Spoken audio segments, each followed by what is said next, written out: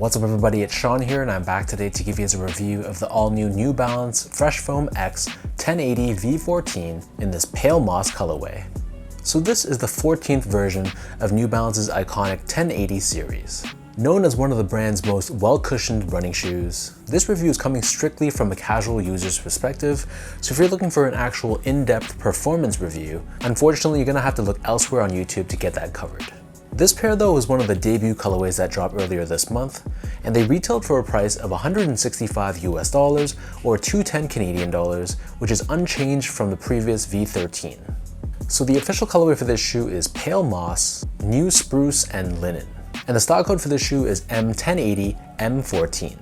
So at first glance, when I compare the V13, which is this one right here, compared to the V14, they basically look the same, and in many respects they are identical, but New Balance incorporated some small tweaks after getting feedback from runners to make this arguably a better performing shoe. But again, this review is coming strictly from casual use, so I'm going to be giving you guys my perspective when it comes only to walking around in these. So first of all, the upper of the shoe is comprised of an engineered mesh, and according to the New Balance website, it's a triple jacquard weave. So in the case for this colorway, it's done in this very pale green sort of tone, and we have these large holes throughout to give you added ventilation. On the outer edges, the pattern of the weave gives off the scaly look to it, which I thought was visually very interesting. And then covering the eyelets, it's reinforced for durability with a layer of TPU, and then the top three eyelets are covered in this teal color. Beneath this, on the mid panel of the lateral side, fused on top, we have a reflective New Balance end logo, which is done in this oversized style, whereas when you compare this to the medial side, the New Balance end logo here is a lot smaller, but it's also reflective in nature.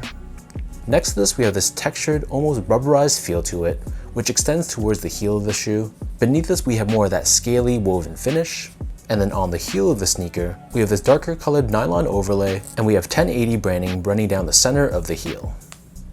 And then as far as the laces go, so these only come with one lace option, and they're a thin, very stretchy lace done in this tonal color. And then beneath this, the bottom half of the tongue is covered in this very airy, large hold styled mesh, whereas the top of the tongue, it's a little bit more tightly wound together, and then fused onto the top, we have Fresh Foam X and 1080 branding. The back of the tongue and the interior of the shoe, this is covered in that same dimpled style or circle styled foam that we saw earlier on the heel. So while it's thin, it still gives you a decent amount of padding. And then for the insoles, these come with a decently padded foam line insole, and we have this timeline style graphic on the heel along with Fresh Foam branding. So the upper of the shoe sits atop this rocker style, super chunky Fresh Foam X midsole, which is painted in a mix of this off-white color and this pale yellowish green sort of tone. So while the midsole looks pretty much identical to the V13, the feeling of it feels a little bit tweaked, which we'll get into later on in this review. And just like the V13, it has a sculpted look to it running from heel to toe. And then for the bottom of the shoe, so the outsole is a little bit different compared to the V13. It's primarily exposed Fresh Foam X, but we have overlays of rubber circling around the edges of the forefoot, running down the center of the forefoot, and on the outer edges of the heel. So that breaks down the look and the construction of this pair.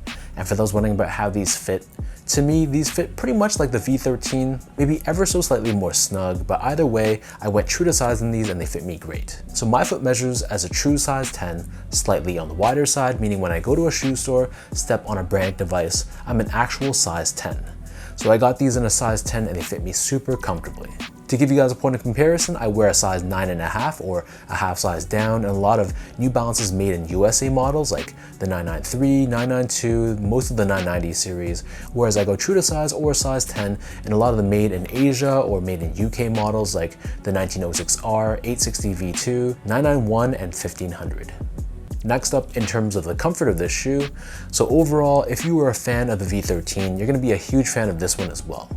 The underfoot feeling is extremely soft. That's what Fresh Foam X is known for, so it's going to give you a ton of cushioning underfoot. Wearing the V13 on one foot and the V14 on the other, just to compare them side by side, I feel like the V14 feels a little bit toned down in terms of the cushioning. While it still feels pretty wobbly and unstable, I don't feel like it's as unstable as the V13. You feel a little bit more ground feel, a little bit more stability, but it still gives you that general feeling that you're stepping on a bed mattress. And the fact that the midsole is shaped in this curved style, it's still gonna give you that dynamic feel where it feels like it's pushing you forward. So that's pretty much unchanged from the V13. It's just, like I said, a little bit less unstable and it feels a little bit less soft underfoot, but I'm talking the slightest of margins. So if you're someone that likes more of a stable, low to the ground feeling sneaker, this is definitely not gonna be it. This is more for people looking for a super comfortable, extra cushioned sneaker where you need a lot of protection underfoot. This is gonna be the model for you. And before I forget, I feel like the overall sneaker, it feels a little bit heavier than the V13. Maybe that's just because of the way the upper was built or because of the rubber on the outsole, but it was a little bit noticeable. It's still light enough that you can wear these no problems as an everyday sort of sneaker, but I just felt like it was a little bit heavier than the V13. Finally, in terms of the quality and the craftsmanship, so first off, the material quality was nothing special. Everything on this shoe is just synthetic, all these meshes, reflective layers. It's your tried and tested modern running shoe materials, which is definitely not a surprise. Considering these are meant to be a performance sneaker, that's totally fine by me. And I thought the build of the shoe for the most part was pretty solid. The only issue I had was some glue stains around where the midsole connects to the upper, but other than that, the panels were consistently shaped between my left and right feet. The stitch job was flawless as well, so I really had no complaints about how these were in person.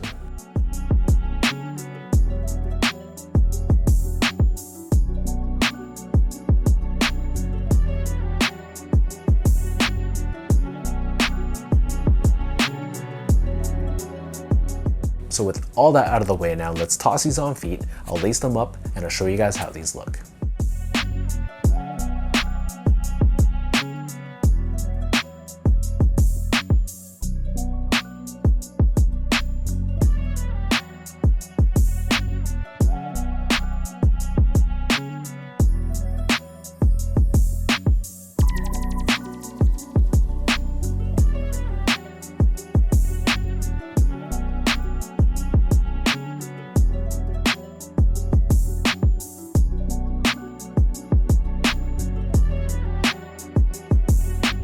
Like the saying goes, if it ain't broke, don't fix it. And I think this is a perfect example with this 1080 V14.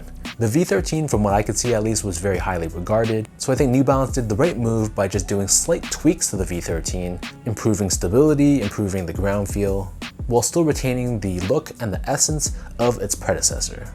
So again, as far as a casual use sneaker goes, I think these are really comfortable if that's the type of cushioning that you want. It's not gonna be for everyone, and honestly, it's not the type of cushioning that I could wear if I'm gonna be on my feet for like 15, 16 hours within a day. After a while, I feel a little bit of pain and soreness in the arches of my feet because of how soft this midsole is, but some people swear by it, so it all comes down to your feet and your personal preference.